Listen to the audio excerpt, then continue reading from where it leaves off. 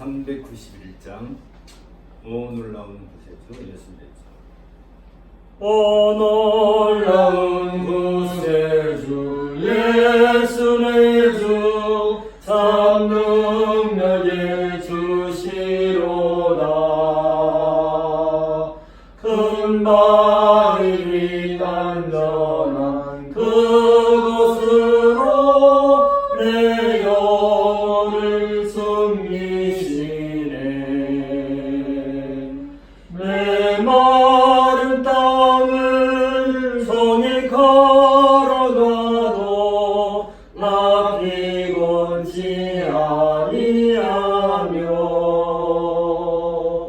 저리 야망고 내가 이를 때면 금방 위에 숨기시고 주 손으로 덮으시네.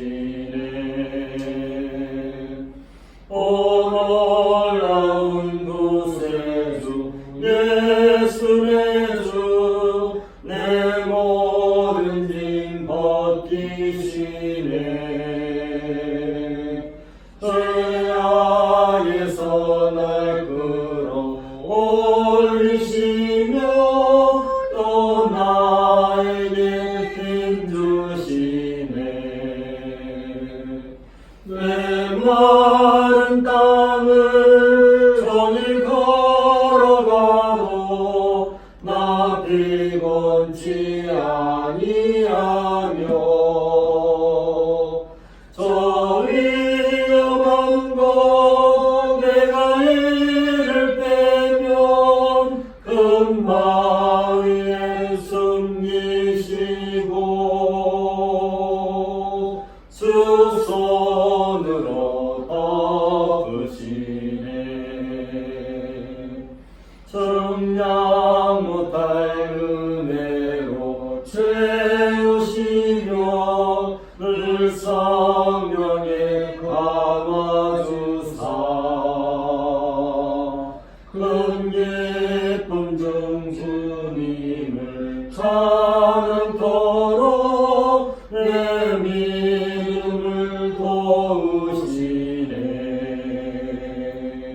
내 마른 땅을 손이 걸어가도 나 피곤치 아니하며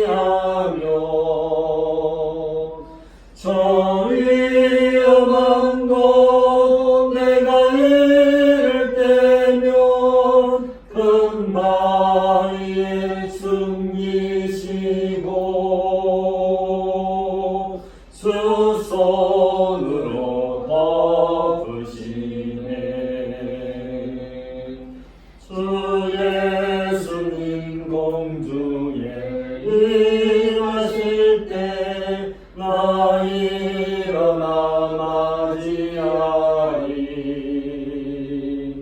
그 구원의 은총을 노래하리. 저 천군과 천사 함께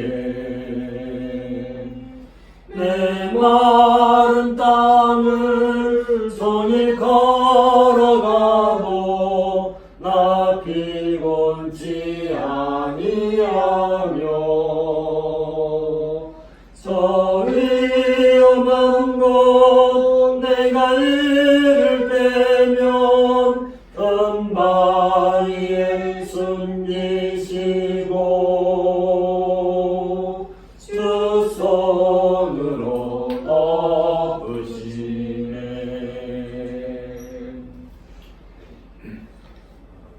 추석 명절도 잘 지냈고요.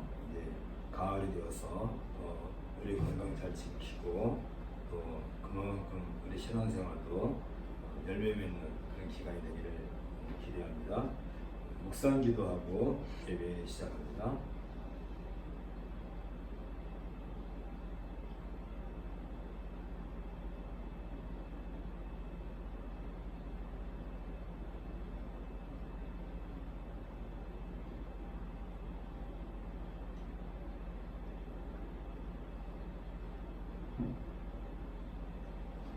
자리에서 일어나셔서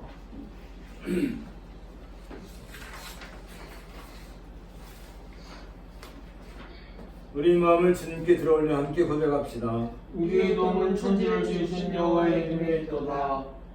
여호와의 인자와 긍휼이 무궁하심으로 우리가 진멸되지 아니하니이다. 이것들이 아침마다 새로우니 주의 성실하심이 크시도소이다. 내 신의 이르기를 여호와는 나의 기업이시니 그러므로 내가 그를 바라리라 하도다. 기다리는 자들에게 나는 구하는 영혼들에게 여호와는 선하시도다. 아멘. 우리가 응답받기로 말씀으로 천지를 창조하시고 또한 우리에게 하나님의 형상대로 저희를 지은 바 되어서 저에게 생명을 불어넣으시고 우리가 진정으로 하나님을 아버지라고 부르며 살아갈 수 있게 해주심을 주님 감사를 드립니다. 오늘도 변함없이 우리에게 구별된 주의를 우리에게 허락하시고 하나님 전에 나와 우리가 또한 하나님 전으로 나아가 기도할 수 있게 해주심을 감사를 드립니다. 하나님 아버지, 우리가 예배를 드릴 때 우리 영이 하나님의 전 앞에 올려질 수 있도록 하여 주시고 성령으로 우리를 이끌어서서 하나님의 큰 은혜 가운데에 하나님을 영광을 돌리는 그러한 시간 되겠군 주여 도와주시옵기를 간절히 기도드리옵나이다. 하나님 아버지, 우리 나그네와 같은 인생 살아갑니다. 하나님의 시간으로 봤을 때에 한 점의 모래알과도 같은 이런 짧은 인생을 살아가지만 천하보다 더 우리를 귀하게 여기시고 우리를 사랑하셔서 눈동자와 같이 지켜주시고 언제나 하나님과 함께 살아갈 수 있게 해주심을 주님 감사를 드립니다. 하나님, 그러기에 우리가 어떤 환경 속에서도 떳떳한 삶을 살고 당당한 삶을 살고 기가 죽지 않는 삶을 살아갈 수 있음을 주님에게 고백합니다. 하나님 아버지, 우리 야곱이 그 굶주림과 그 어려움으로 인하여 힘들 때에 애굽 땅으로 하나님 피신을 와서 애굽왕 앞에 섰을 때에 그 130세의 그 남루한 그 모습 가운데 아무것도 가진 것 없고 피난처로 왔던 그 야곱이 바로에게 하나님 축복을 기도를 하였던 것처럼 하나님 아버지, 우리가 아무것도 없으나 정말 우리 가진 것도 없는 우리들이지만은 하나님, 우리가 진정으로 하나님과 함께함으로 인하여서 우리가 그렇게 떳떳하고 그렇게 강한 믿음 가운데에 정말 당당한 믿음 가운데 살게 해주심을 주님 우리를 이끌어 주시옵기를 간절히 기도드리옵나이다. 또 하나님, 요셉을 하나님께서 동행하셔서 그 감옥에 있어서도 하나님 그 술관원과 떡관원들의 근심하는 얼굴을 보며 나아갔던 그러한 요셉의 그 모습을 볼 때에 하나님, 어떤 환경 가운데서도 언제든지 항상 요셉과 같이 했던 하나님으로 인하여서 그가 모든 일을 극복할 수 있었던 점을 우리가 알고 우리가 깨닫게 하여 주시옵기를 간절히 기도드리옵나이다. 다니엘도 마찬가지로 하나님 그 어려운 가운데서도 감사 기도드리며 하나님에게 나아가고 사자굴에 떨어지는 그 앞에서도 하나님에게 당당하게 나아갔던 것처럼 하나님, 우리가 어떤 환경 속에서나 어떤 어려운 가운데 있다 할지라도 우리가 하나님 앞에 하나님으로 인하여 당당한 삶을 살아가는 저희들 될 수 있도록 주여 도와주시옵기를 간절히 기도드리옵나이다. 하나님 아버지, 우리가 믿음을 갖고 있다고 하면서 행함이 없는 그런 믿음은 죽은 것 같다는 우리 야고보서의 말씀과 같이 하나님 아버지, 우리가 믿음으로 구원을 받았지만은 하나님 아버지, 또한 우리가 그런 믿음으로 뿌리를 내리고 선한 행동으로 우리 열매를 맺는 삶을 살아가기를 원합니다. 이 가을에 하나님, 우리가 이 풍성한 열매를 맺는 그런 계절과 같이 우리의 삶도 성령의 열매를 맺어나가는 삶을 살아가게 없기를 간절히 기도드리옵나이다. 하나님 아버지, 오늘도 우리가 말씀 또한 들을 때에 그 말씀 가운데 거하신 하나님을 만나게 하시고 하늘을 여시고 하나님의 음성을 들려주셔서 우리의 심령이 깨어지는 놀라운 그 예배 시간이 되도록 우리를 이끌어 주시고 예배를 이끌어 주시고 불러 영광 받아 주시옵기를 간절히 기도드릴 때 모든 말씀을 우리 주님 예수 그리스도 이름 받들어 기도드렸습니다. 아멘. 1장 찬송했습니다. 안복에 두고 하나님 온 백성 찬송 드리고 서천사여 찬송하세 찬송 성부 성자 성령 아멘. 자리에 앉으시고요. 죄의 고백 고백으로의 부름. 내가 너에게 이르노니 이에 저 바리새인이 아니고 이 사람이 의롭다 하심을 받고 그의 집으로 내려갔느니라. 무릇 자기를 높이는 자는 낮아지고 자기를 낮추는 자는 높아지리라 하시니라. 내가 진실로 너에게 이르노니 누구든지 하나님의 나라를 어린아이와 같이 받아들이지 않는 자는 결탄코 거기에 들어가지 못하리라 하시니라. 죄의 권리입니다. 여호와여 주의 도를 내게 더이시고 주의 길을 내게 가르치소서. 주의 진리로 나를 지도하시고 교훈하소서. 주는 내 구원의 하나님이시니 내가 종일 주를 기다리나이다. 여호와여 주의 긍휼하심과 인자심이 영원부터 있었사오니 주여 이것들을 기억하옵소서. 여호와는 선하시고 정직하시니 그러므로 그의 도로 죄를 교훈하시리로다. 온유한 자를 정의로 지도하시며 온유한 자에게 그의 도를 가르치시리로다. 제 고백을 내는 묵상을 함께 하겠습니다.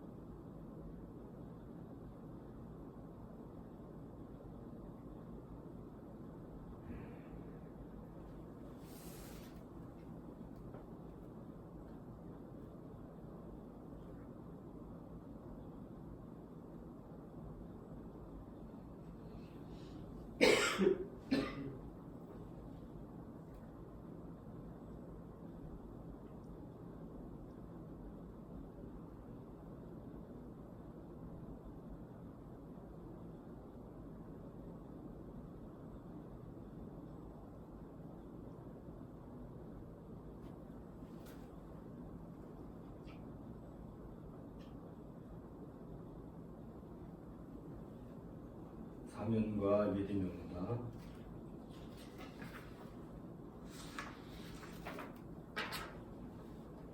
긍휼이 풍성하신 하나님이 우리를 사랑하신 그 큰 사랑을 인하여 허물로 죽은 우리를 그리스도와 함께 살리셨고 너희는 은혜로 구원을 받은 것이라.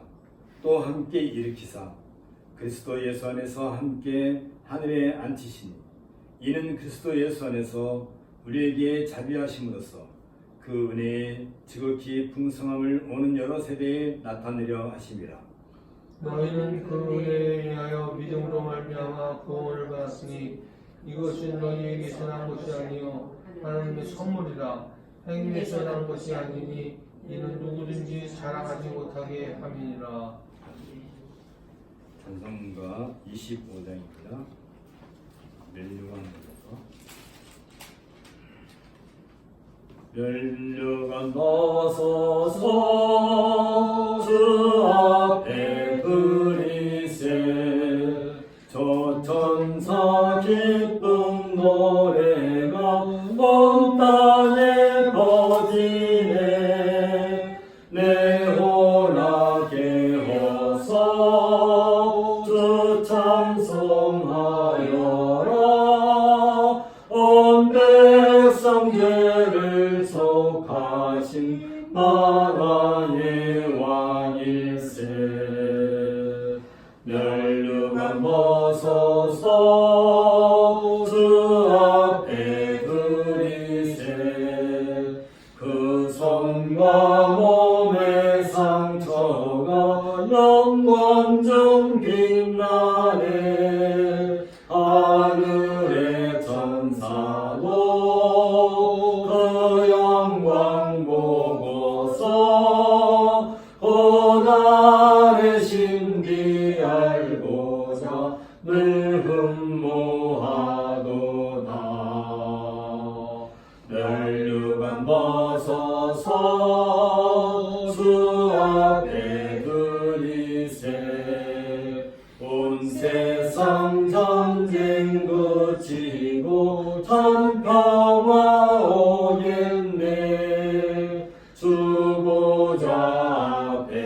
앞에서 온 백성 엎드려 그 한량없는 영광을 늘 찬송합니다.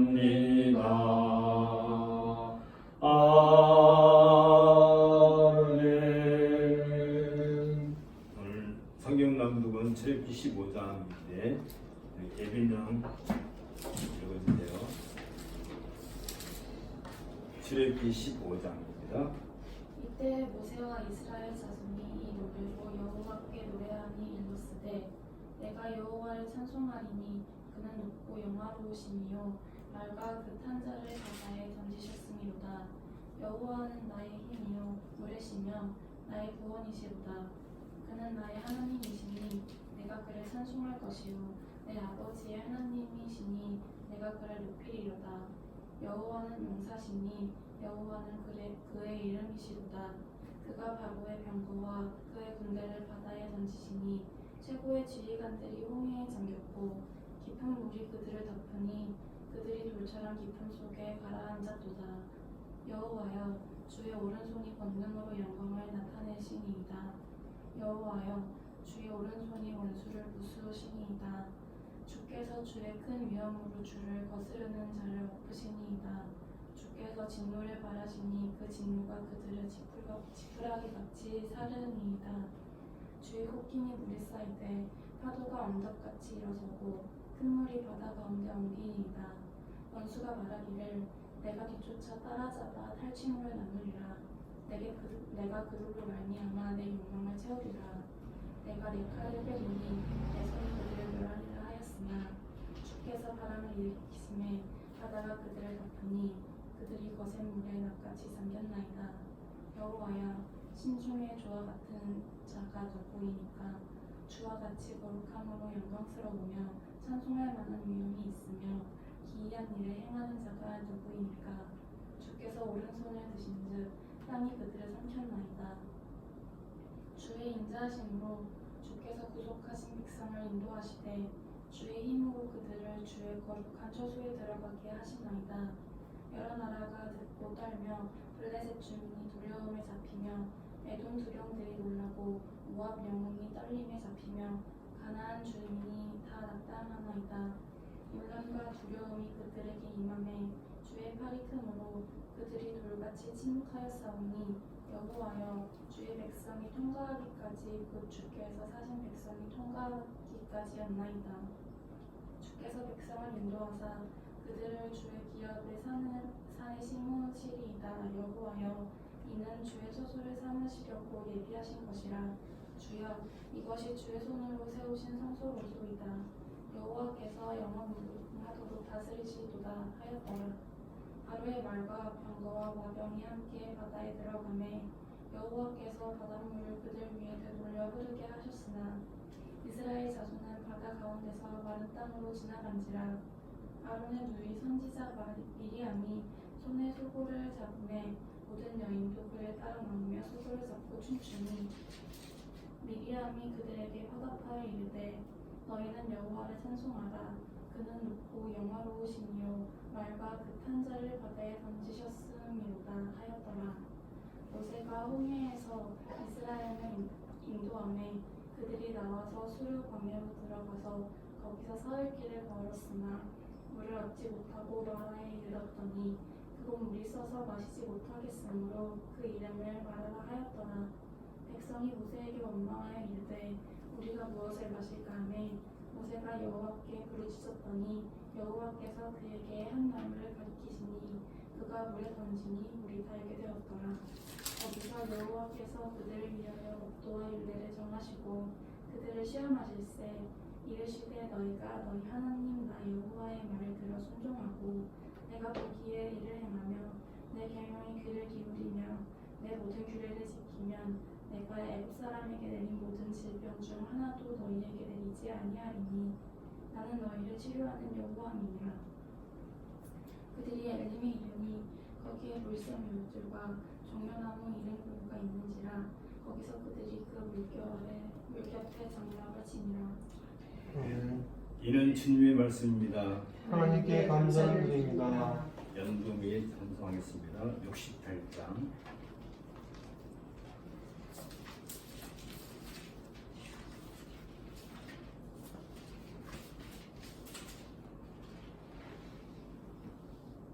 오 하나님 우리의 창조주시니 오 하나님 우리의 창조주시니 내 주님께 귀한 것 드립니다.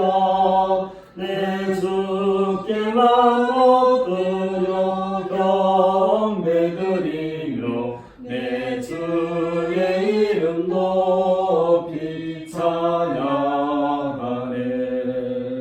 오 하나님 우리의 대주제시여 큰 풍랑이 일 때도 도우셨네. 죽음에서 우리를 구하셨으니 내 주의 이름 높여 찬양하네. 주 하나님 이름을 함께 높이며 대주제께 영광을 돌리오리. 그 능력이 우리를 지켜주시니 주 하나님을 높이 찬양하네.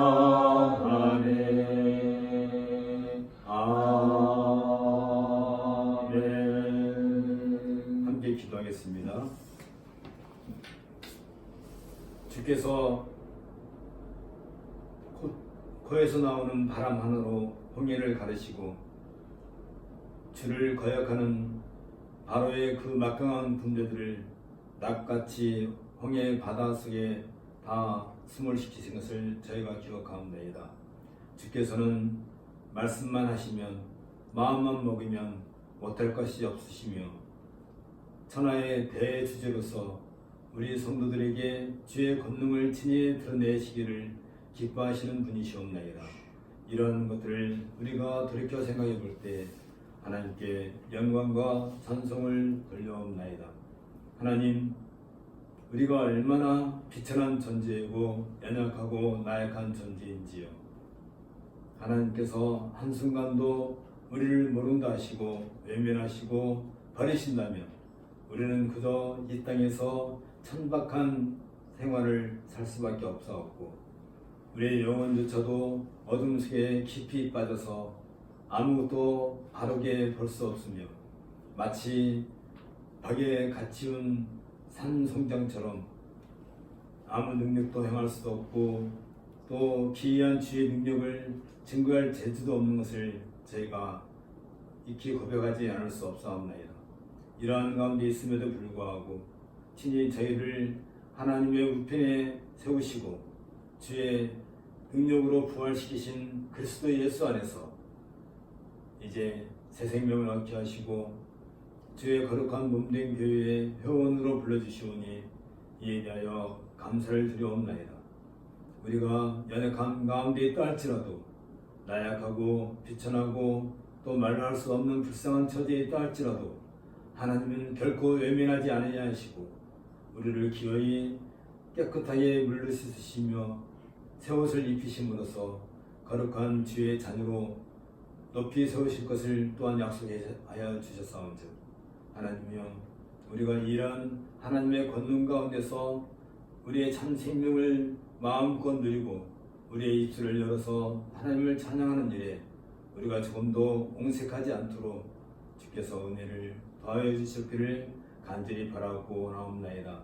하나님, 이 아침에 수많은 주의 백성들이 하나님 전전 앞에 나와 하나님께서 일일이 부르신 그들을 향하여서 말씀하실 때 마음을 열고 귀를 열고 또 그 말씀을 자신의 양식으로 삼을 수 있도록 은혜를 주셨사온즉 주님이시 오늘도 우리에게 주시는 그 말씀을 가지고 우리가 일평생 살아가는 삶의 양식으로서 에너지로서 우리 안에서 그러한 것들이 능력으로 잘 드러날 수 있도록 우리를 인도하시고 또한 돌보아 주시옵소서.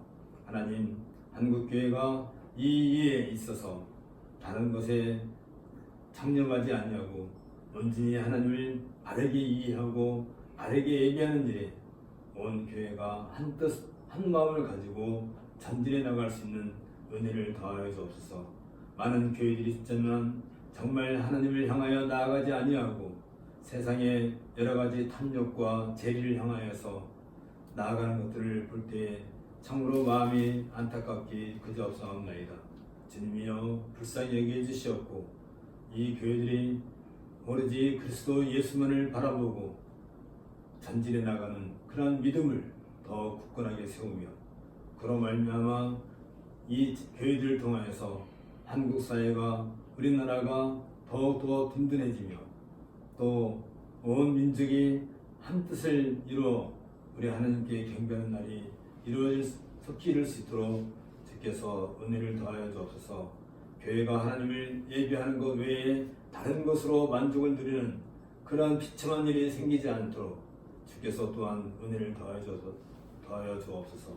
또한 아버지 하나님, 바라옵기는 이제 한 민족도 많은 이방인들이 이 땅에 들어오는 말미암아 다민족 국가로 변화되는 과정이 있사옵나이다. 이러한 가운데서 많은 타 종교들이 한국에 이입되었고 이로 말미암아 우리 한국은 다종교 다문화 사회로 이렇게 날마다 나아가고 있는 중입니다.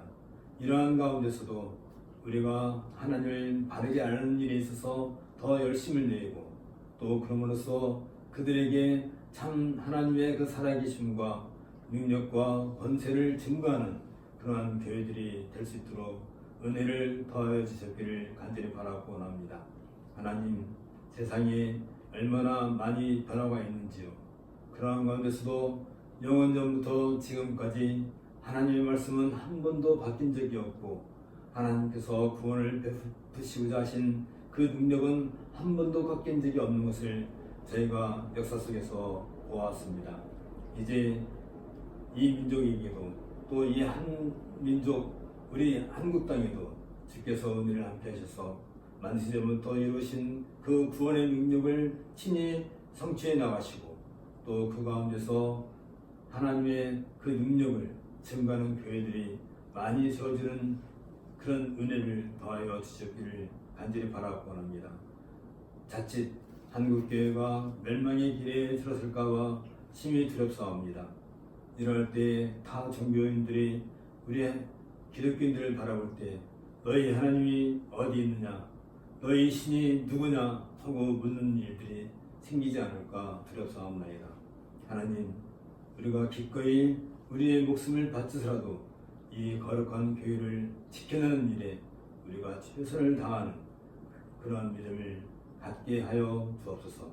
또한 하나님 아버지여, 이제 남북한 통일을 주께서 발장문을 열어주시고 북녘 땅에도 이 놀라운 하나님의 복음이 다시 들어가서 그곳에 그동안 감춰져 있던 주의 백성들이 다시 생명의 길을 나아가는, 그리고 수많은 교회들이 다시 부흥하는 그러한 역사가 속히 이루어질 수 있도록 은혜를 더하여 주옵소서.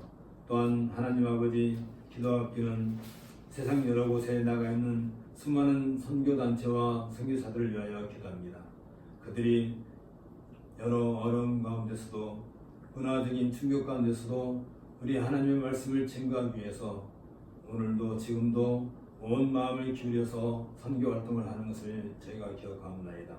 하나님이여, 저들이 어렵고 건강한 건데 있다 할지라도 오로지 빛이신 그리스도 예수만을 바라보고 자신들이 가지고 있는 그 모든 신앙의 영역을 다 드러내어서 곳곳에 주의 말씀을, 주의 복음을 심는 일들을 멈추지 않게 은혜를 더하여 주옵소서. 우리가 또한 한 가지 마음으로, 같은 동역자의 마음으로 그들과 함께 하고 있사온즉 주여, 우리들에게도 때를 따라서 주의 복음을 전하는 일에 또 그 복음을 증거하는 일에 우리도 사용될 수 있는 은혜를 더하여 주옵소서. 모든 말씀을 우리 주 예수 그리스도 이름으로 기도하옵나이다. 아멘. 오늘은 옥중서신 강의의 9번째입니다. 골로새서 2장 19절부터 23절 보면서 세상의 초등 학문에 대한 경계라는 제목으로 함께 말씀을 생각하고자 합니다. 먼저 골로새서 2장 19절 하반절부터 23절을 함께 보도록 하겠습니다. 온 몸이 머리로 말미암아 마디와 힘줄로 공급함을 받고 연합하여 하나님이 자라게 하심으로 자랐느니라. 너희가 세상의 초등학문에서 그리스도와 함께 죽었거든 어찌하여 세상에 사는 것과 같이 규례에 순종하느냐. 곧 붙잡지도 말고 맛보지도 말고 만지도 말라 하는 것이니 이 모든 것은 한때에 쓰이고는 없어지리라.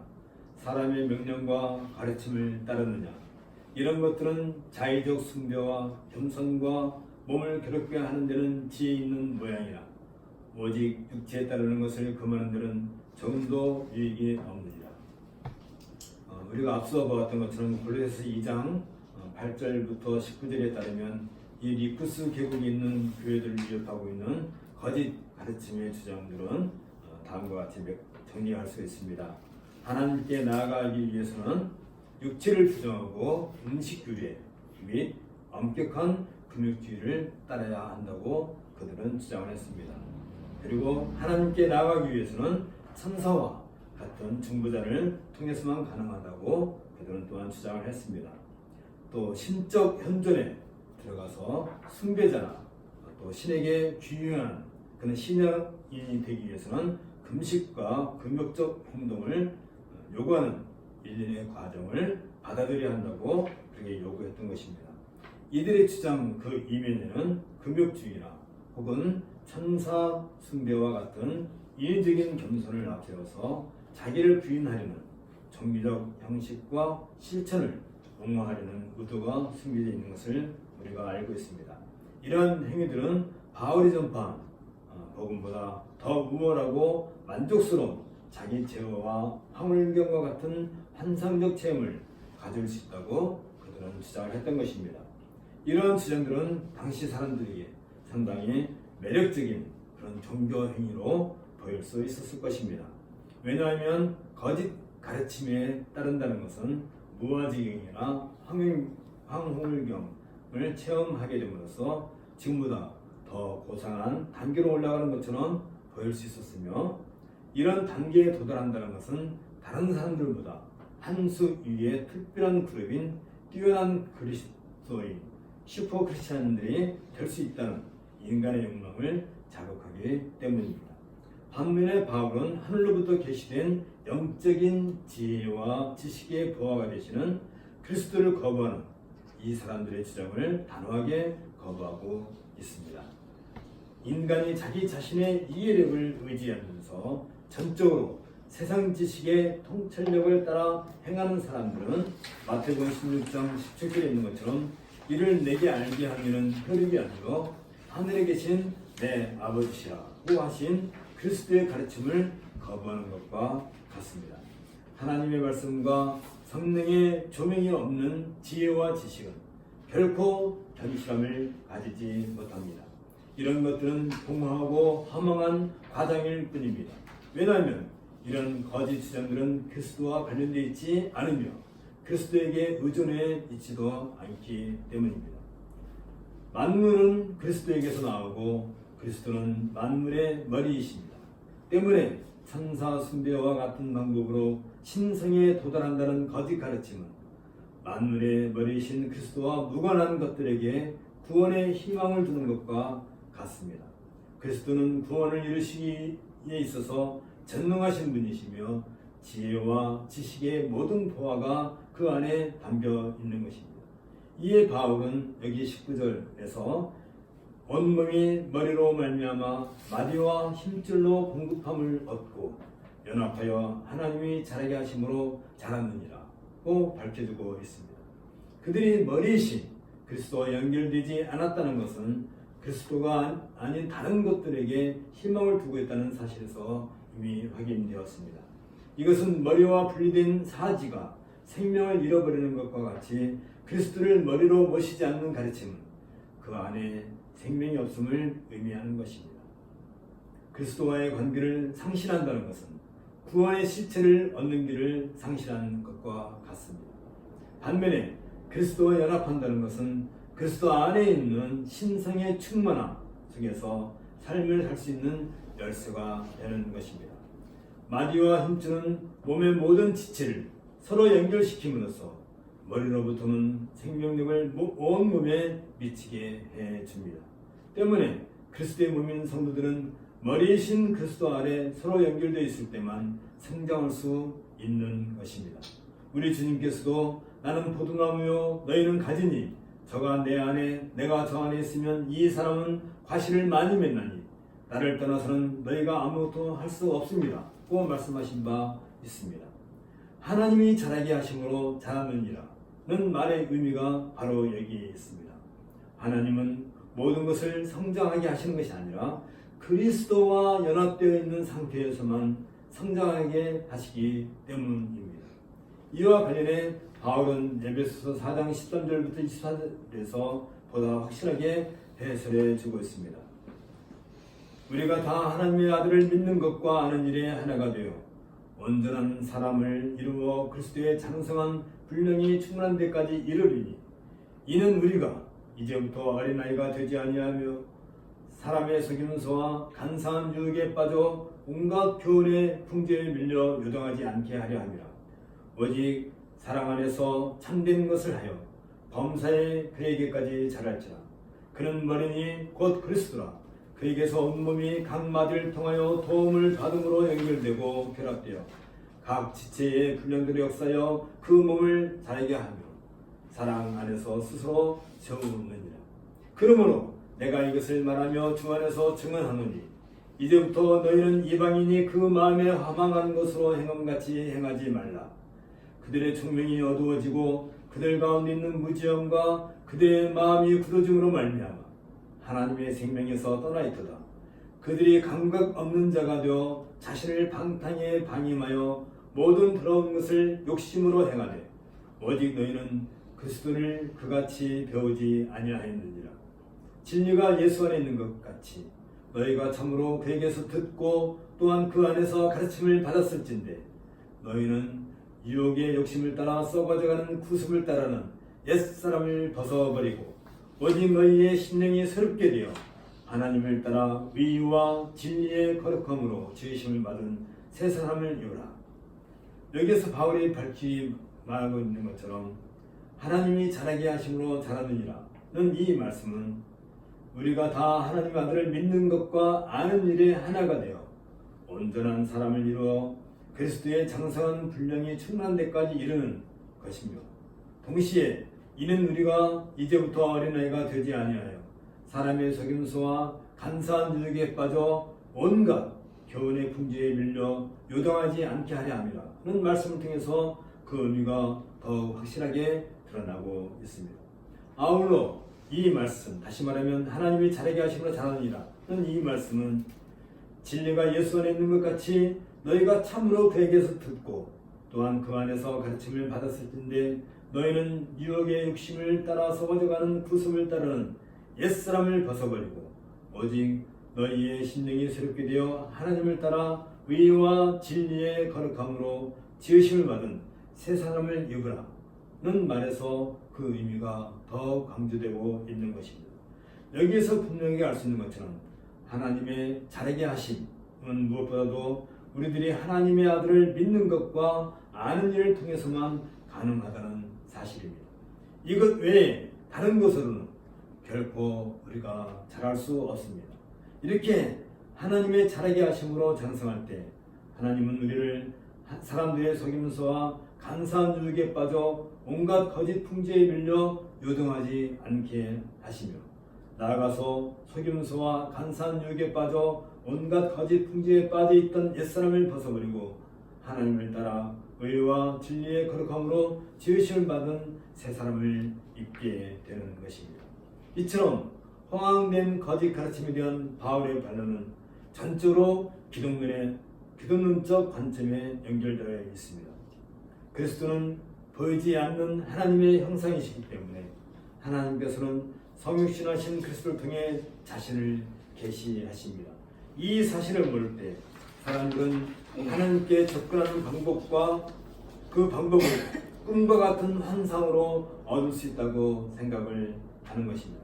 이런 생각은 그들이 그리스도로부터 단절되어 있음을 증거해주고 있는 것입니다. 또한 그리스도는 만물을 창조하셨으며 만물의 경배를 받으시는 분이십니다.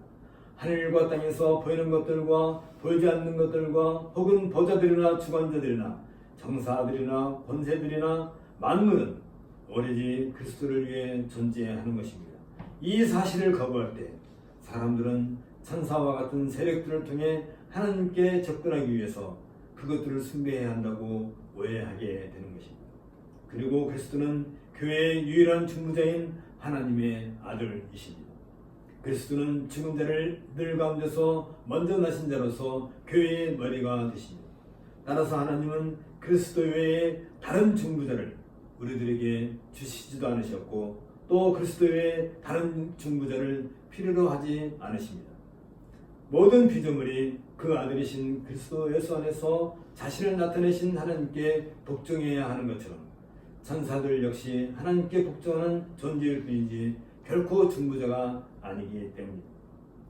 또한 그리스도는 자신의 피로 죄인들을 하나님께 화해시키셨습니다.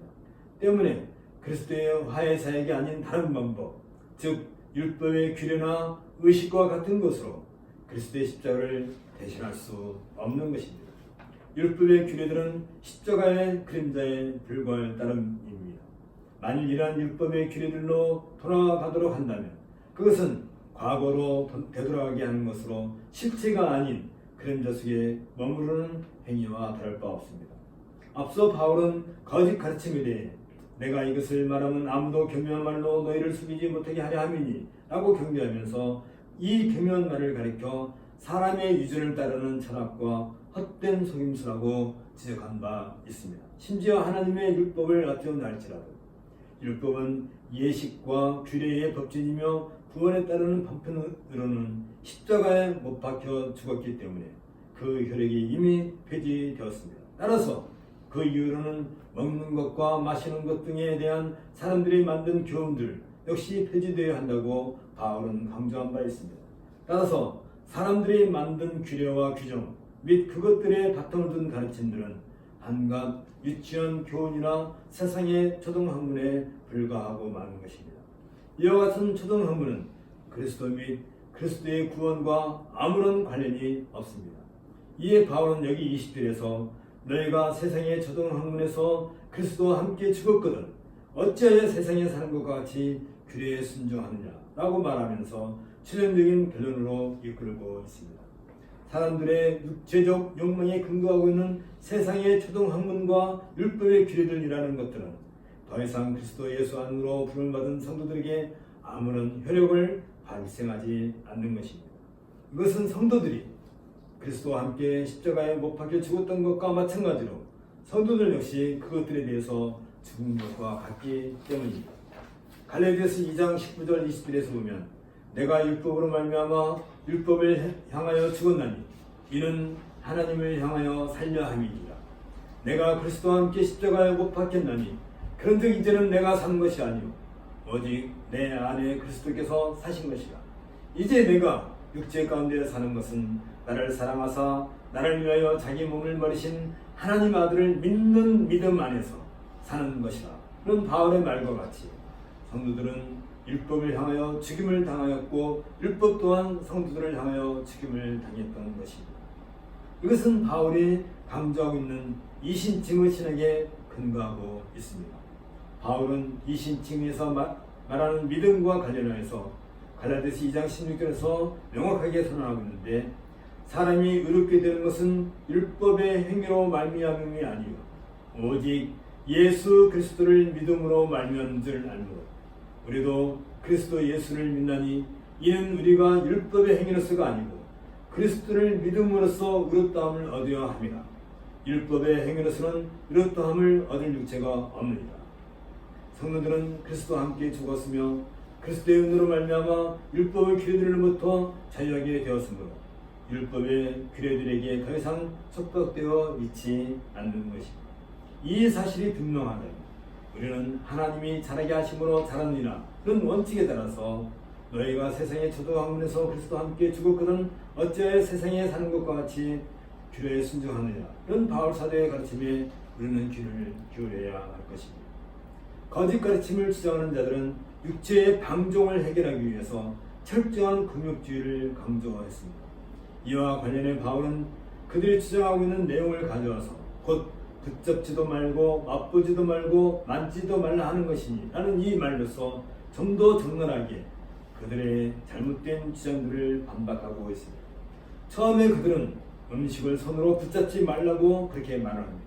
이것은 마치 음식을 먹기 위해서 손으로 음식을 짚고 있는 모습을 연상케 합니다. 그들은 영적으로 신비한 삶을 보장하는 금욕을 위해서 손으로 음식을 짚고 있는 행위를 매우 유치한 것처럼 비하시키고 있습니다.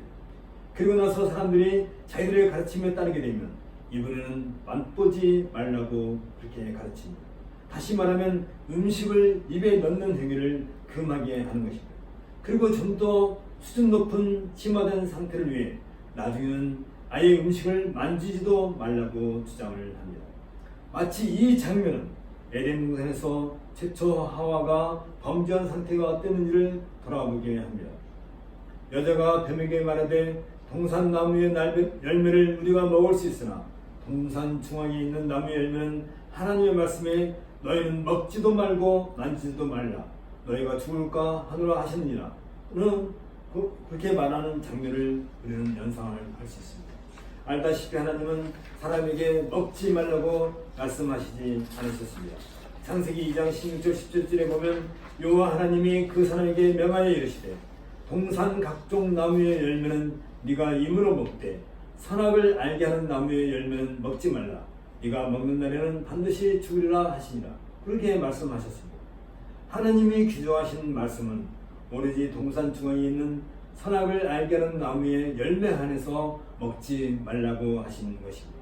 왜냐하면 모든 과일을 먹을 수 있음에도 불구하고 그 하나를 먹지 말라고 규정하신 것은 그 하나를 하나님과 피조물 사이에 맺은 약정의 표시로 남겨두기 위함이었기 때문입니다.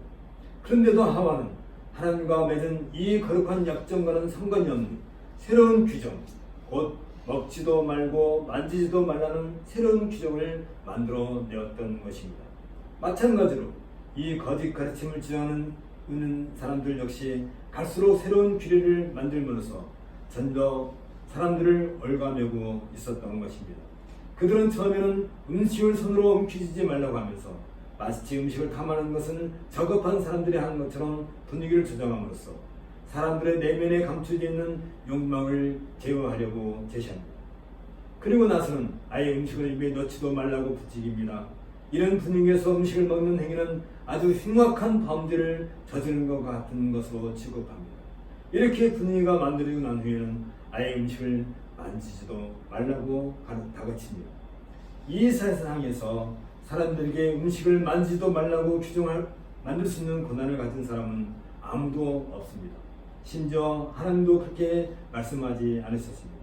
오히려 하나님은 범죄한 아담을 향해서도 창세기 3장 17절에 보면 네가 네 아내의 말을 듣고 내가 네게 먹지 말라 한 나무의 열매를 먹었은즉 땅은 너로 말미암아 저주를 받고 너는 네 평생에 수고하여야 그 소산을 먹으리라고 말씀하셨습니다.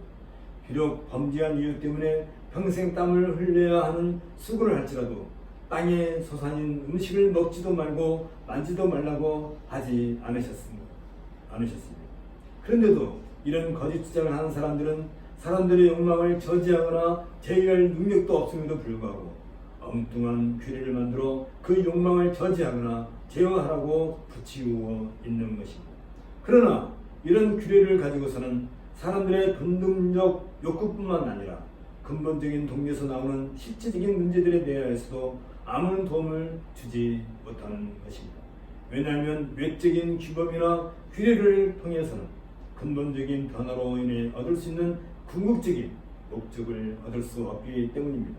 이러한 규정들, 즉 붙잡거나 맛보거나 만지지 말라는 규례들은 하나님의 거룩한 율법과 아무 상관이 없는 규칙 준수에 그 초점이 맞춰져 있는 것입니다. 그 초점들은 어떻게 하면 그 규칙을 잘 지킬 수 있으며 규칙 준수를 즐거워할 수 있는가에 그 목적이 있을 뿐입니다. 그리고 그런 규칙들을 잘 지키면 마치 어둠의 세계에서 벗어나 빛의 세계라도 들어갈 수 있을 것처럼 사람들을 미혹하고 있는 것입니다. 하지만 어떤 규례나 규정이든지 그것은 인간의 도덕적, 영적 상태의 고향을 그 목적으로 해야 하는 것입니다. 따라서 죄에 대한 승리와 완전한 구원에 대한 소망을 자연적인 욕구를 제한하는 것에 둔다는 것은 실로 거지없이 어리석은 규정이 아닐 수 없습니다. 앞서 바울이 제시한 원칙은 분명합니다. 하나님이 자라게 하심으로 자라느니라. 따라서 이처럼 사람들이 만들어낸 규정이나 규례와 같은 것들은 영적인 하나님의 나라에서는 아무런 가치가 없는 것입니다. 이러한 규정들은 한때의 수익으로는 없어지는 일시적인 것에 지나지 않습니다. 여기 22절에 있는 것처럼 바울은 이 모든 것은 쓰는 대로 부패에 돌아가리라 꼭 못 받고 있습니다. 이 말은 언젠가는 부패하여 썩어 없어질 음식물의 문제가 천국에 있어서는 중요한 것이 아니기 때문에 음식물을 먹거나 먹지 않거나 하는 규정으로서 사람들을 정죄하는 것은 옳지 않다는 의미인 것입니다. 여기에서 바울은 유대인들의 음식 규례를 염두에 두고 있음이 분명합니다. 하나님께서 과거 출애굽한 이스라엘 백성들에게 음식 규례를 제정하신 후에 명확하게 밝혀 말씀하시니 레위기 11장 44절 45절에 보면 나는 여호와 너희의 하나님이라. 내가 거룩하니 너희도 몸을 구별하여 거룩하게 하고 땅에 기는 길짐승으로 말미암아 스스로 더럽히지 말라. 나는 너희의 하나님이 되려고 너희를 애굽 땅에서 인도해낸 여호와라. 내가 거룩하니 너희도 거룩할지어다 라고 말씀하셨습니다. 이 말씀을 통해서 왜 음식규를 정하셨는지 확실하게 그 의미를 우리는 알 수 있습니다. 하나님은 이스라엘 백성들로 하여금 세상 사람들이 살아가는 삶의 질서와는 전혀 다른 새로운 질서, 곧 세상 사람들과 구별된 삶의 방식을 살게 함으로써 그들이 하나님께 속한 백성이라는 사실을 인식하고 하나님께서 세속과 구별되어 거룩하신 것처럼 그들 역시 세속과 구별되어 거룩한 백성으로 살아가도록 하기 위함이었습니다. 그러나 이러한 음식 규례는 아직까지나 성전 중심의 제사제도와 긴밀한 관련이 있습니다. 성전에서 행해지는 각종 예식과 희생 제물들은 오실 메시아이신 예수 그리스도의 희생 제사를 내표하고 있으며 이스라엘 백성들은 장차 오실 메시아이신 예수 그리스도의 희생 제사를 완성하기까지 성전을 봉사하기 위한 삶을 살아가고 있다는 사실을 먹고 사는 일상의 삶 속에서 깊이 인식하도록 하기 위함인 것입니다. 따라서 예수 그리스도께서 오셔서 성전 예식과 희생 제사를 성취하셨기 때문에 더 이상 이 모든 예식과 희생 제사는 더 이상 필요하지 않게 되었습니다. 동시에 세속과 구별된 이스라엘의 먹고 사는 삶의 방식을 규정한 규례까지도 더 이상 요구하지 않게 되었던 것입니다.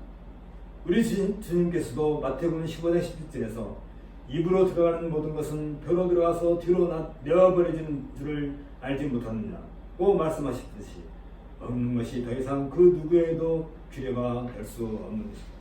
그리고 이 사실은 사도행전 10장 15절에서 이미 우리가 알고 있는 것처럼 하나님께서 깨끗하게 하신 것을 네가 속되다 하지 말라고 유대인이었던 베드로에게 하신 말씀을로도 명확하게 확인되었습니다.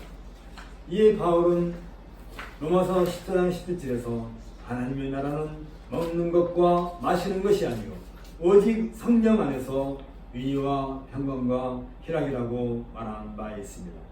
하나님을 경배하고 참된 경건을 구하고 거룩을 추구하는 일들은 이처럼 먹고 마시는 것을 규정하면서 이루어지는 것이 결코 아닌 것입니다. 그것은 오직 성령 안에서 누리는 평강과 희락을 통해서만 구현되는 것입니다. 그리고 이러한 삶은 현재 교회를 중심으로 성도들의 삶을 이끌어가는 원칙으로 우리에게 주어져 있는 것입니다. 이런 점에서 바울은 거룩 가르침을 추정하는 그 행위를 가리켜서 사람의 명과 가르침을 쫓느냐고 지적하고 있습니다. 이런 거짓 가르침은 사람들이 만들어 놓은 명령이며 가르침에 불과합니다. 그들은 자기들이 만들어 놓은 규정과 규칙을 마치 하나님의 명령과 같은 수준에 올려놓고 있었습니다. 그리고 자기들의 규정이 하나님의 은혜를 받거나 누릴 수 있는 조건이나 되는 것처럼 주장하고 있었던 것입니다. 이사야 선지자는 이렇게 주장합니다. 주께서 가라사대 이 백성이 입으로는 나를 가까이하며 입술로는 나를 존경하나 그 마음은 내게서 멀리 떠나나니 그들이 나를 경외함은 사람의 계명으로 가르침을 받았을 뿐이라 고 지적하듯이 그들의 가르침은 사람의 계명에 불과한 것으로 이미 하나님의 경외로부터 멀리 떠나 있었던 것입니다. 그러므로 바울은 이렇게 결론을 냈습니다. 23절에서 이런 것들은 자의적 숭배와 겸손과 몸을 괴롭게 하는데 지혜 있는 모양이야. 오직 육체에 쫓는 것을 금하는 데는 조금이 유익이 조금도 없느니라 고 단정지어 말하고 있습니다. 거짓 가르치면서 주장하는 청사 숭배나 금욕이나 절제는 누구에게나 쉽게 호감이 가는 주제임에 틀림이 없을 것입니다. 천사 숭배와 같이 외형적으로 드러나는 신앙적인 규칙들과 그것을 따르는 강력한 금욕과 같은 모양들은 사람들을 현명하고 영적인 것처럼 보이게 만들 수 있을 것입니다. 그러나 그것은 죽은 시체들로 가득 차 있어서 썩는 냄새가 진동하지만 겉으로는 깨끗하게 가공된 회칠한 무덤과 같은 지혜의 외모만 보여줄 뿐입니다. 진정한 지혜는 오직 지혜의 근원이신 그리스도 안에서만 볼 수 있을 뿐입니다. 이처럼 사람의 명과 가르침에 근거한 자의적 숭배인 인간이 만든 종교일 뿐이며 그것은 본질상 사람 그리스도에게 초점을 맞출 수 없는 것입니다. 이것은 사람들의 객관적 계시, 그것은 하나님의 객관적 계시, 즉 하나님께서 사도에게 계시해 주신 복음에 의하여 실행하는 종교가 결코 아닙니다. 이런 숭배는 하나님 앞에 가정할 따름입니다. 심지어 몸을 괴롭게 하는 것과 같이 극단적인 고행주의가 사람들 앞에서는 겸손으로 보일 수 있을 것입니다. 그러나 그들은 이처럼 가공된 거짓 겸손을 통해서 자신의 노력으로 남보다 먼저 높은 정상에 도달하려고 하는 것입니다. 때문에 이런 자의적 숭배와 거짓 겸손과 몸을 괴롭게 하는 일들은 정작 자신의 육체, 즉 육신의 생각과 같은 욕망을 종교에 도들어 삼는 것일 뿐이며 그것으로 자신들의 욕망을 제어할 수는 결코 없는 것입니다. 영적인 그리스도의 나라는 결코 변하거나 부패하지 않는 항구적이면서도 기본적인 원리를 가지고 있습니다. 그리스도의 죽으심은 모든 율법의 규례들을 성취하셨으므로 더 이상 율법의 규례들은 성도들과 더불어 병행할 수 없는 것입니다. 하나님만이 유일하신 율법의 수요자이시기 때문에 예수 그리스도의 복음 외에 다른 곳에서 규례들을 받는다는 것은 그것이 아무리 훌륭한 것이라 할지라도 헛된 것에 불과할 따름인 것입니다. 이제 우리는 말씀을 마치려고 합니다. 그리스도 골로새서는 성도들로 하여금 그리스도가 머리신 교회의 회원으로서 가치 있는 삶을 살기 위해 무엇보다도 먼저 하나님의 뜻을 아는 지식을 가질 것과 하나님의 능력으로 강해질 것과 기쁨으로 인내하며 성도들이 하나님의 기업을 얻었음을 알게 되기를 위해 바울이 골로새 교회에 보낸 서신입니다. 이런 점에서 바울은 먼저 우주적인 기독론을 바탕으로 그리스도와 그의 복음의 완전성과 청축성에 대하여 설명하고 오직 그리스도를 통해서 죄를 위한 구원과 죄사함이 주어진다는 사실을 밝히고 있습니다. 이러한 기독론을 바탕으로 바울은 그리스도를 선포하는 복음의 충만한 영광에 대해 자세하게 설명하고 있습니다. 바울의 구원론적 기독론이 잘 나타나고 있는 이 설명을 통해서 그리스도는 만물을 위해 행하신 화목의 사역을 골로새 교회를 위해서도 행하셨습니다. 성도들은 흠없이 하나님께 드려지도록 그리스도를 통해 화목되었음을 밝히고 바울의 사역은 이 희망의 복음을 선포하는 것과 비록 그리스도를 위한 고난을 받고 있지만 내주하시는 그리스도라는 공개된 비밀을 선포하고 있음을 밝히고 있는 것입니다. 이어 바울은 복음에 대한 변증적인 진술을 통해서 그리스도의 복음에 분과하여 믿음에 굳게 서기 위해 골로새 교회를 위협하는 거짓 가르침에 대한 위험을 경계하고 있습니다. 여기에서 바울은 다음과 같이 몇 가지 중요한 내용들을 우리에게 제시해주고 있는 것입니다. 그리스도 예수 안에 신성의 모든 충만이 있으므로 그 안에서만 신성의 충만을 받을 수 있다는 것입니다. 그리스도 예수 안에서 참된 할례, 즉 그리스도와 함께 새 생명과 죄사함과 모든 악한 권세들에 대한 승리를 받을 수 있다고 말을 하고 있습니다. 또한 그리스도 예수 안에서 구약의 의식적인 그림자들이 그 실체와 성취를 찾았으므로 의식의 준수, 음식 및 절기에 관한 규례는 더 이상 의미가 없으며 천사 숭배는 그리스도가 교회의 유일한 머리 되신다는 사실을 선상시킬 뿐이라는 것을 명확하게 밝히고 있습니다. 그리스도 예수 안에서 세상의 초등 학문과 음식 규례들과 같은 사람이 만들어 놓은 지혜는 관념적인 탐닉을 제하는 데 전혀 가치가 없다고 우리에게 제시해주고 있습니다. 바울은 성도들이 이러한 헛된 것에 미혹되지 않기를 바라고 있습니다. 이런 이유에서 바울은 지금까지 전개된 기독교 교리의 근거인 기독론에 따라서 완전히 신성으로 충만하신 그리스도 예수 안에서 성도들의 삶에 대하여 구체적으로 어떻게 살아야 할 것인가를 이제 3장부터 자세하게 우리에게 권면해 줄 것입니다. 이제 다음부터 그 내용을 함께 살펴보도록 하겠습니다. 함께 기도하겠습니다. 그리스도 예수의 십자가의 피로서 만물 곧 하늘에 있는 것들이나 땅에 있는 것들이 모두 하나님과 화평을 이루기를 기뻐하시는 우리 아버지이신 하나님, 하나님께서는 세상의 초등학문이나 사람들이 만들어 놓은 규례로서는 결코 하나님을 알게 하거나 보여주시지 않으셨고 친히 신성의 충만함을 그 몸에 지니신 그리스도 예수 안에서만 하나님을 바르게 알 수 있는 지혜와 지식의 거로 삼아 주심에 참으로 하나님께 감사를 드리옵나이다.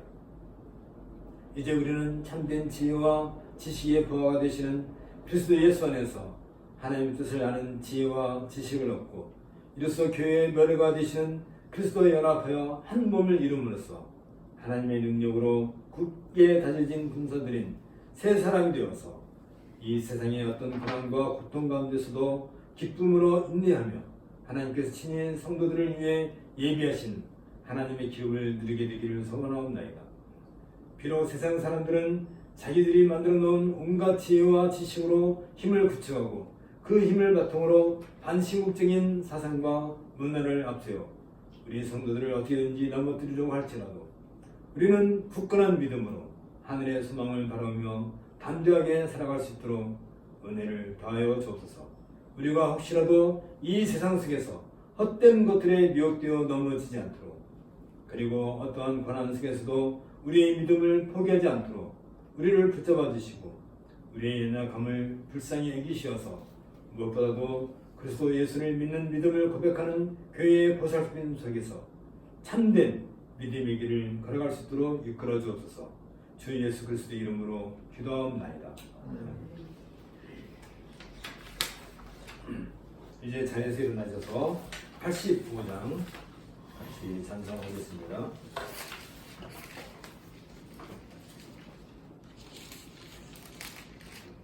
구절을 생각만 해도 그들을 생각만 해도 이렇게 좋거든 주 얼굴 배울 때야 얼마나 좋으랴 만민의 구주 예수의 귀하신 이름은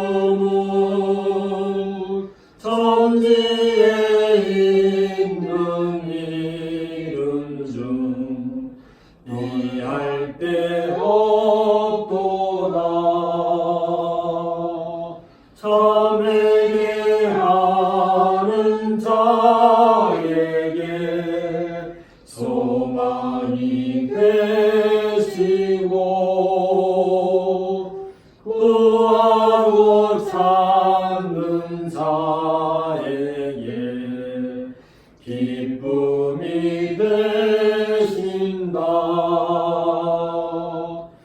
예수의 넓은 사랑을 어찌나 말하냐. 주 사랑 받은 사람만 그 사랑 알도다. 사랑의 구주 예수여 내 기쁨 되시고 이제로부터 영원히 영광이 되소서. 아멘.